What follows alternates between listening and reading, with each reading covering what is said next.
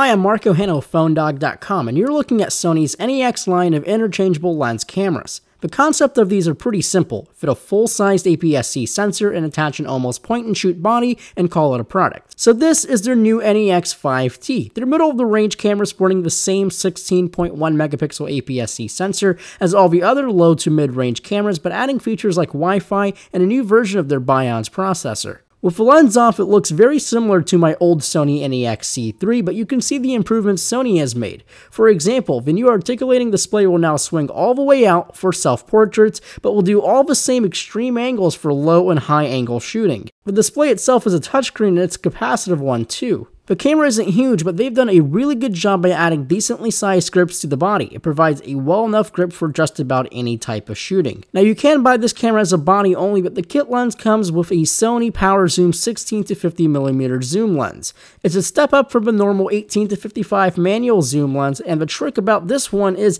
it completely retracts when it's off, which means it can be transported as almost a point and shoot camera. Also, since the NEX line has been around for a while, they do have some really nice glass available. So don't look at this E-lens stuff as a downside, but there is an E-mount to alpha lens adapter available for those who shoot with alpha camera lenses. The menu structure is also the same as all other NEX cameras. They do a good job of representing each function, and if you stop on one that's grayed out, it will pop up with an explanation of why. I really liked it on the Sony NEX C3, and I still do like it today on the new 5T. Now we can get to the really good stuff. Image quality. With the ability to shoot in RAW and JPEG, it produces great image quality. You also get the added benefit of having a shallower depth of field thanks to that crop sensor on the camera. The photos are very crisp and full of detail, but be careful of fine details. I have seen some moire of power lines and very fine straight lines. There's also a fair bit of distortion, especially at 16mm. No vignetting at all, but I've only used E-mount lenses. Using older alpha lenses may bring a lot of vignetting around the corners. Video quality is also outstanding. You do have the ability to shoot in AVCHD and also MP4,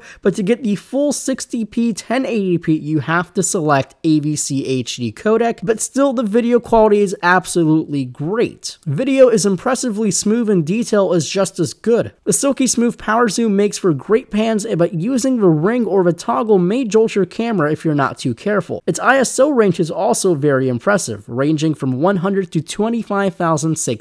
And autofocus is lightning fast. It uses Sony's hybrid autofocusing system, the same technology found in their alpha cameras and a few Nikon DSLRs. If you choose to do it yourself in manual mode, then the zoom rocker switches to become a nicely oiled smooth focus ring. I wish all of my focus rings were this way. It's not physically connected to anything, but it's so silky smooth that it gets any shake out of your hand. Sony has also added Wi-Fi on the 5T. It's pretty useful for any remote shooting, and the ability to see your photos on an iPad is great while you're on the go. So for a little under $600 you get an DSLR and a large point-and-shoot camera body. That's a really hard combo to beat. Sony does have their own RX100, but a smaller sensor and a larger price tag outweigh the faster f1.8 Carl Zeiss lens. Sony even has a NEX 6 for just a little more money with a digital OLED viewfinder and a built-in flash. Here you still have to rely on those attachable ones that you'll end up losing. But if those drawbacks are not a big deal for you, then this is one great option.